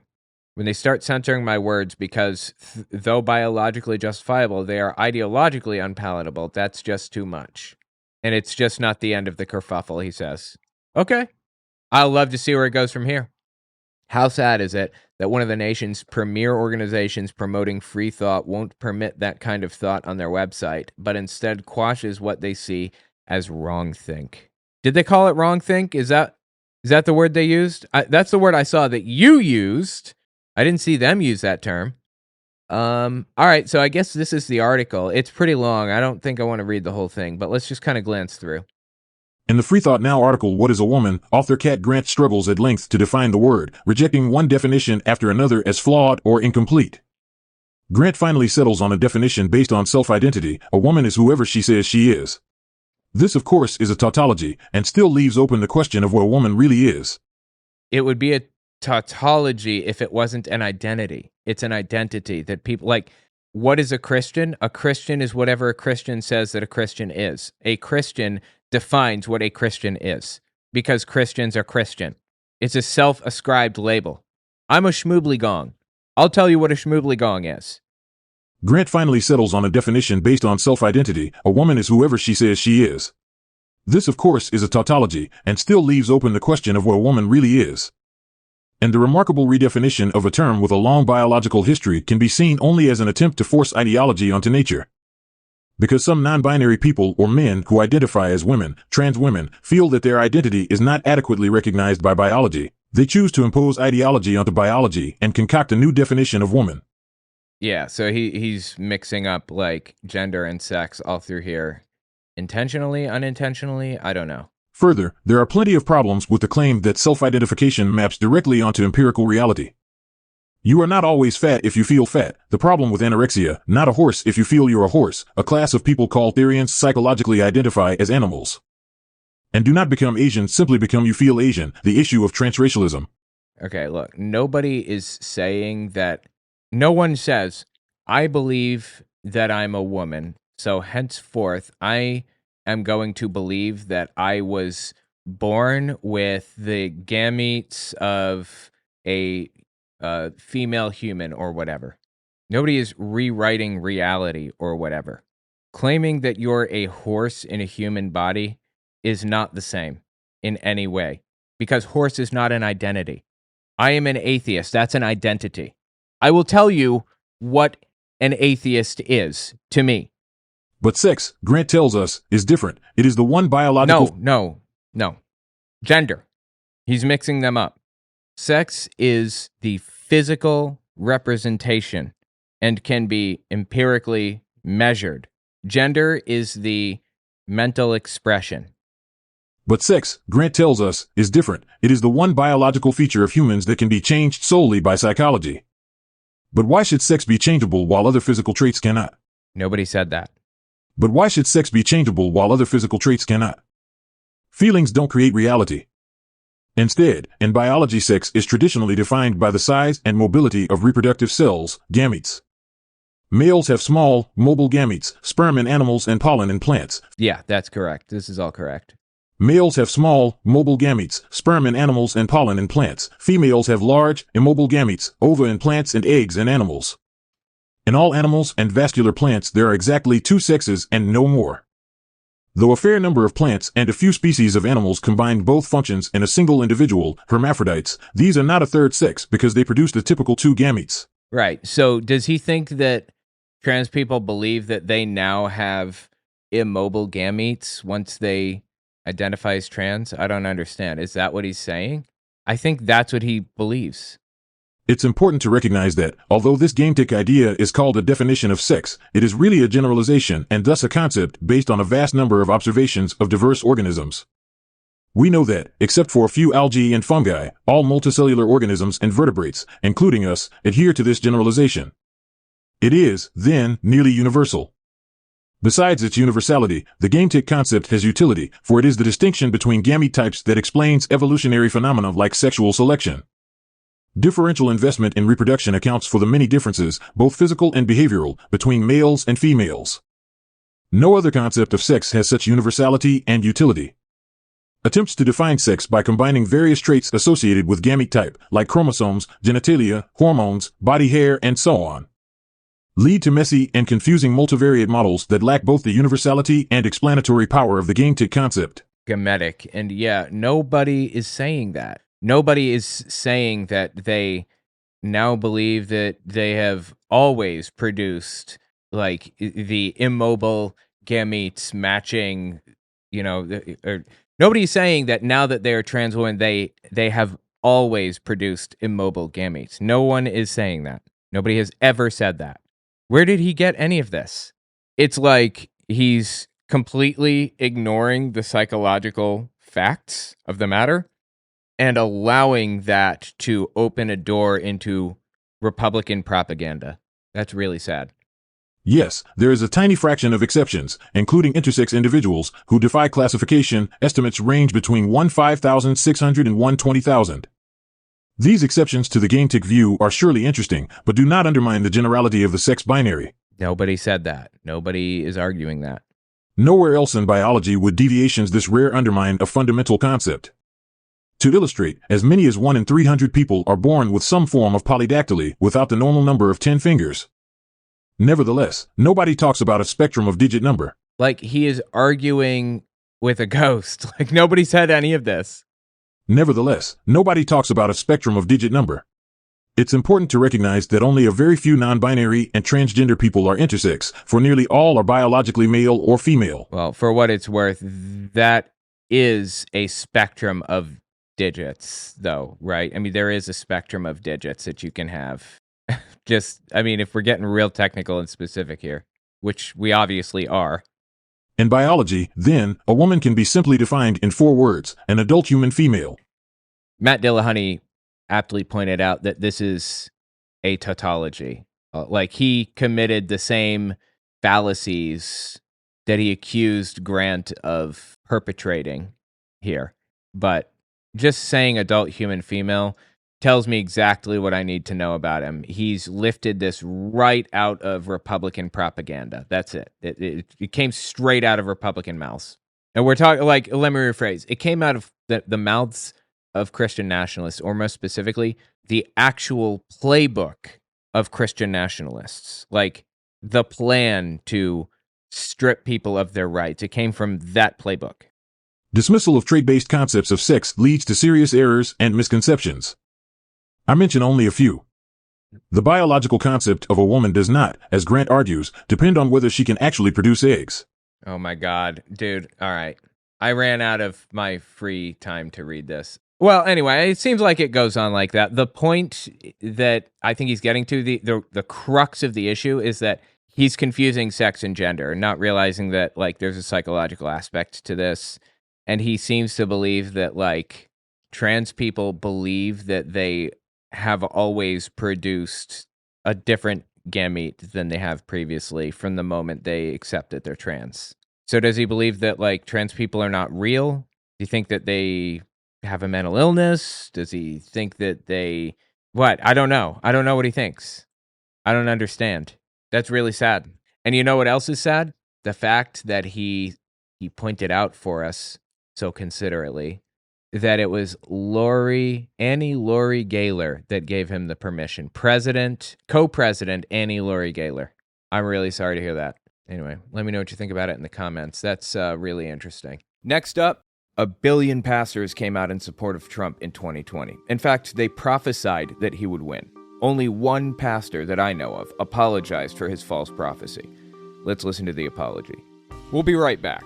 Don't forget to check out my Patreon. Also, take a look at my website, owenmorgan.com. I just finished writing a book titled Was Hitler an Atheist? It talks about religions during the Third Reich and how they work together. Catholics, Jehovah's Witnesses, and Protestants. And I even address the lies told by the evangelical world about Bonhoeffer. It's on Audible and Amazon. There's this televangelist named Chris Valaton. In 2020, he prophesied that Donald Trump is going to win the election. Said he got this information from God himself. And of course, he didn't. He failed. So I wanted to give this a listen. This is his apology for getting it wrong. I just want to make the point that these people were full of shit in 2020 and they're full of shit now. Give this a listen. Good morning, Chris Valaton here. Well, first of all, I wanted to really congratulate President Biden and tell him that I'll be praying for him as I did for President Trump and President Obama and also President Bush. All these years I've been praying for presidents, and I just want to say that I pray for your success. I pray for the success of our country. That's what I call eating crow. You know, I can appreciate it. I appreciate that he's coming out in favor of supporting the president, even when he didn't vote for him. There are a lot of people that don't do that. I hope Trump succeeds. I know he's not going to, but I hope he does. And if I were a Christian, I'd most definitely be praying that Trump, pull through and not be a complete piece of trash. Seems like the type of thing that any reasonable person should do, right?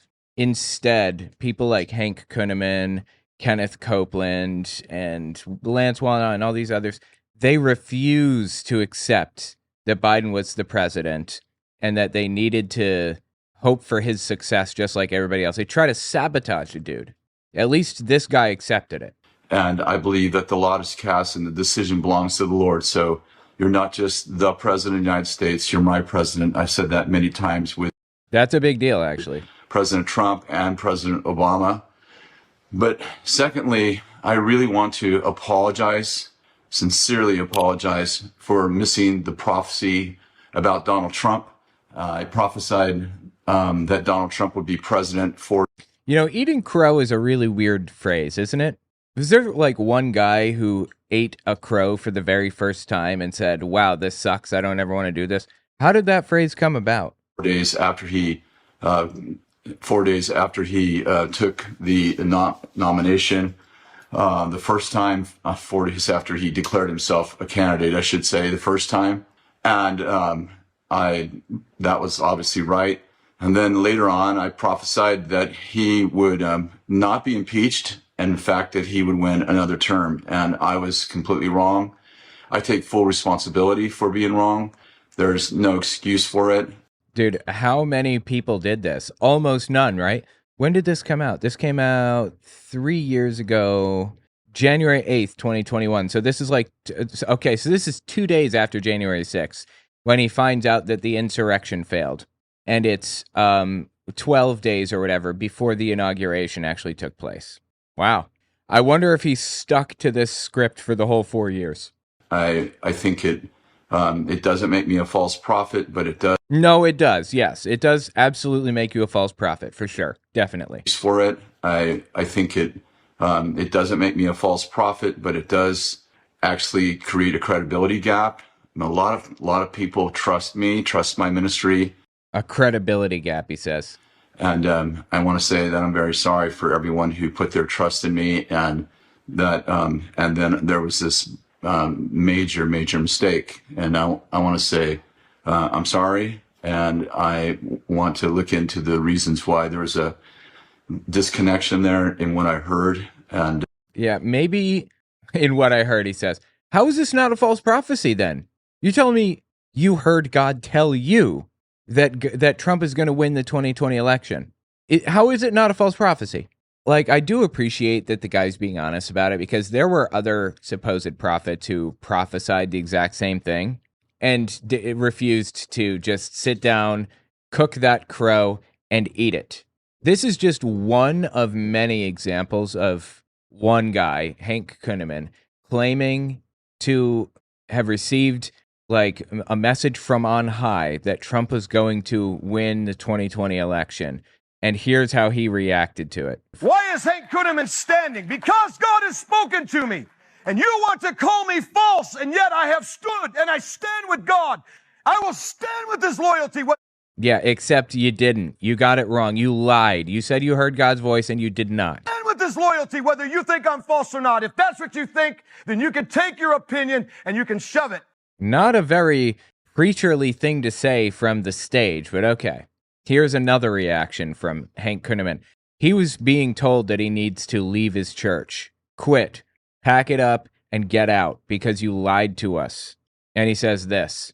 I just finished writing a book titled Was Hitler an Atheist? It talks about religions during the Third Reich and how they work together. Catholics, Jehovah's Witnesses, and Protestants. And I even address the lies told by the evangelical world about Bonhoeffer. It's on Audible and Amazon. Okay, let's continue.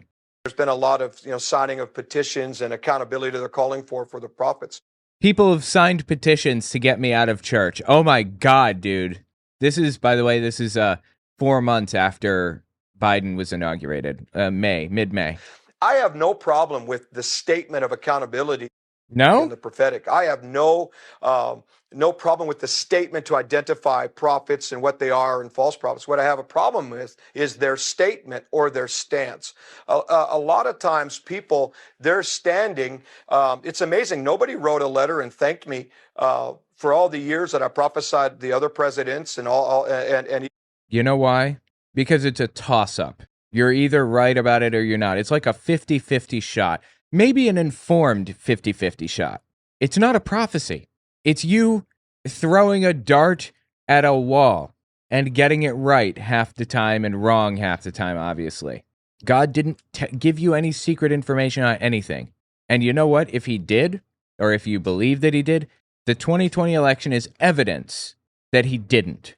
It's evidence that you do not hear the word of God like you claimed. even President Trump. But soon as something didn't look like it happened, boy, they jump on the bandwagon to attack you. Yeah, why do you think that is?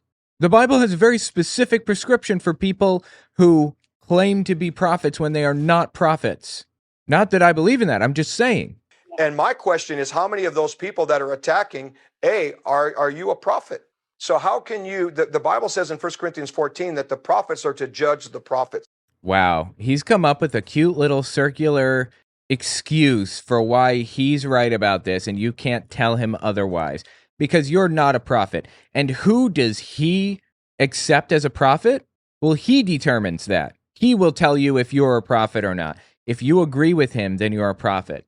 And if you don't agree, then you're not. So you can't criticize him. Real nice. That's what it says. Oh, and I don't know if you caught that fivefolds thing. He has this whole wacky belief about prophets being like special levels and chosen by God for certain regions and things. It's insane. Prophet is to prophesy, okay? Let the others judge, the other prophets. That's what he was speaking about. And so, are they prophets? Do they stand in a fivefold office of a prophet? Fivefold. Second, do they have a positional grace and an authority by God? Just because you're a prophet doesn't mean that you might be called to be a prophet to the nation. Okay, there's different rank and file and responsibilities. No, there aren't. You live in a delusion. Get a grip on reality, Hank. Or stop lying to everybody around you. One or the other, I suppose. That are given to the prophets or to any fivefold office. And so you look at the list of people. Are they prophets? Yes or no? Second, if they are prophets, have they been assigned by Jesus, the Lord of the church, this is a holy thing, to prophesy to a nation? There's been a lot of... Well, the Bible tells us how to determine if somebody is a prophet. And what it tells us is, if what they say in the name of the Lord does not come to pass, you should not be alarmed. Do not fear them. Now, I happen to know that what Hank Kunneman said in the name of the Lord did not come to pass. I'm taking that as a clear indication that God doesn't want me to trust you, that you're lying to me. Anyway, that's just one other example. I have so many of a preacher claiming to be a prophet when he was not, when he lied. I can appreciate that this poor fool who lies to his audience about every other issue has decided to be honest about this one issue. I don't know how he's justified continuing on as a pastor after the lies that he told, but at least he's being honest. I have always believed that when you make a public declaration, that if you get it wrong, you have to make a public apology. And I want to say that I've never had to do that before. I've prophesied, been 14 years working in the political realm. Never had to make a public apology for a bad prophetic word that I've given. This is my very first time. Brother, it only takes one. It only takes one. I know I'll learn from it. This was a very... There is no learning from it, okay? You were wrong. That means you leave the industry. You quit being a pastor at best. You're lucky that we don't actually follow the Bible today and take you out. I mean, I don't believe in that. I'm just telling you what people would do if they were actually following what the Bible said. Big mistake. And I hope that you'll forgive me, and I hope that we can all learn from it. I've always been very disappointed when I see political people, prophetic people, make a big prophecy and then make excuses later on why it didn't come to pass, like, oh, God changed his mind, or, well, I know this was somehow an ethereal thing, and I'm just like, I've always said, like, if I ever get a public prophecy wrong, I will obviously apologize for it. If I do a public prophecy wrong, I will become accountable for it. Brother, apology isn't good enough, okay? Again, this is the type of thing where people were put to death for it. I don't want that for you. I don't want that for anybody. I'm telling you what people would be doing if they were actually following the Bible. But you should at the very least leave your ministry. Bare minimum. And I feel like that's the right thing to do, and I want to demonstrate what I've taught for years. It is obviously humiliating. I'm not mad because Biden became president. I'm very, very humbled that this happened in my ministry. Now I have to wonder, did he reverse course? Has he given up on all of this nonsense about, believing that Trump is going to win, or that he's God's chosen guy, or any of that? Did he give up on that, I wonder? I'm not actually sure. I would put money on the possibility that he did not give up on it, that he believes that God really did choose Trump and that he was cheated out of it. I would put money on it. Let's find out. Let's see. Who is this? Chris Valaton. Hang on. Let's see if we got any recent news about Trump from this guy. 5 months ago, Chris Valaton on Facebook. We are praying for former President Trump. We thank Jesus for his protection and pray for the full recovery of anyone else who was injured. That was probably the assassination attempt. Transformation doesn't always require grand gestures or dramatic changes. Oftentimes, it's small, consistent actions that lead to the most profound growth. This will start in the church and spread to all of society, drawing powerful parallels from John the Baptist's time. Why does this feel like a horoscope? It sounds like a horoscope. What's this one? He's throwing it up, and then he's throwing up the wheat. He's causing an upheaval. He's throwing it up, and then he's blowing on it. And you're like, Lord, what are you doing? I'm blowing the chaff out of your life. I'm blowing the cussing out of your life. I'm blowing the attitudes out of your life. I'm blowing that little thing you do financially that you say is okay. I'm blowing that out of your life because I'm about to bring justice to a world. But what could people be doing financially that they say is okay? I'm trying to think. Is that gambling? Is that hiring sex workers? I don't know what he's talking about. I have to bring it to you first. So I'm causing a big wind that is blowing things out of your life that have been there for decades. And the Lord's like, I am tired of it. I am sick of it. I want to take care of them, but first I have to take care of you. Okay. Jesus isn't looking for the perfect people to build his kingdom. He's looking for willing hearts. Yeah, this is just horoscope shit. Do you respect yourself? ? I noticed that many people on social media have simple solutions to problems that they have never had. That's kind of funny. I like that. Everyone knew it was impossible until a fool who didn't know came along and did it. Albert Einstein. Okay.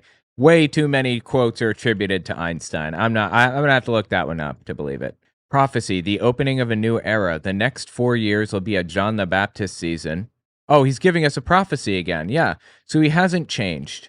He's exactly the same as he's always been, laying down prophecies about Trump. Here's his prophecy. The opening of a new era. The next 4 years will be a John the Baptist season, which will begin a righteous revolution. It will be a time of making the crooked places straight and rough places smooth while driving out the religious and political spirits from our country. Yeah, this is just horoscope shit. It will emphasize justice, righteousness, and peace, okay? This revolution must not be rooted in retribution or retaliation, otherwise it'll give birth to perpetual insurrections. Okay. It's concerning to me that, even Donald Trump's most ardent supporters are telling Donald Trump that they don't want him to take political retribution. You know what that means? That means that they know that he's going to take retribution on people. He's going to take political revenge. That is disturbing right there. We must remember that the foundation of God's throne is righteousness and justice, but he sits on the mercy seat. Justice without compassion will give birth to bitter retribution and not holy repentance. It's imperative that revolution be followed up by reformation, a move of God that changes the heart of our nation from the inside out. I see a shift in the years that follow be a radical and righteous reformation that will sweep every sector of our globe as people experience the power and presence of the Holy Spirit. That is his prophecy? That's meaningless trash. Holy Spirit gave me 3 words out of the Asbury College revival that seem key now. Repentance, unity, joy. They seem key? What does that even mean? What does any of this mean? It's meaningless trash. Anxiety and depression have reached epidemic levels, leaving so many feeling trapped and hopeless. But let me be clear, this is not the life you were created for. Releasing on February 4th, of course, he's plugging his book. My new book, Deliver Us from Evil, offers a path to healing rooted in truth and grace. Oh my God, what a shill. By the way, check out my book. Oh, no. No, in all seriousness, check it out. Was Hitler an Atheist? Amazon and Audible. Anyway. Deliver Us from Evil offers a path to healing rooted in youth and grace. It's not just a book, it's a movement to restore hope and reclaim your identity in Christ. Okay. How many followers does this have? 383,000 followers. Okay. Wow. It's about my size then, I guess. Although he has real physical people in a physical church, that's very different from social media followers. And now we know that he just doesn't care. He's just going to prophesy falsely anyway. And again, I'm sure some of you have questions maybe over the next couple of weeks, we'll talk about it. I've written 3 books on prophecy. I've talked in every single book about, Really? What do you do when you miss a prophetic word? You pack it up. You quit. You leave the industry because you lied. You claimed to be hearing the word of God when you did not. That's what you do. And how do you clean up your mess? And you thank your lucky stars that you're not being executed for it like the Bible says you should. That's what you do. You miss a prophetic word. And how do you clean up your mess? And so this is the beginning of me cleaning up my mess. I think that going forward, that we need to do the best we can to support our president. The Bible talks about praying for our president. We don't have to agree with him. We don't have to agree with our public leaders, but we definitely are required by God to pray for our leaders. Oh, this is very different from what other televangelists were saying at the time.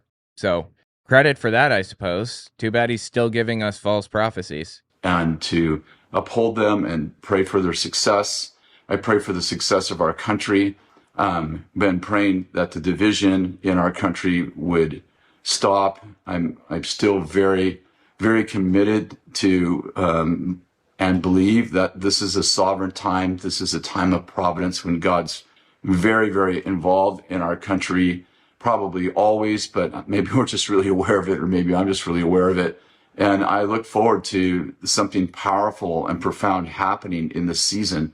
And I, again, thank you very much for those that have been following me all these years. God bless you. Thank you for forgiving my complete fuck up. I appreciate that. And I hope that you have a great day. Keep hope alive. Keep faith alive. And we'll be talking again. God bless you. Bye now. Wow, that's fascinating. That is what happens when somebody falsely prophesies and cannot deal with the fact that they were wrong. Try to confront it head on and then do it again. What a joke. Tell me what you think about it in the comments. That's all I've got for you. If you like what I do and you want to see me continue to do it, don't forget to check me out on Patreon. I just finished writing a book titled Was Hitler an Atheist? It talks about religions during the Third Reich and how they work together. Catholics, Jehovah's Witnesses, and Protestants. And I even address the lies told by the evangelical world about Bonhoeffer. It's on Audible and Amazon. Okay, thanks for watching, guys.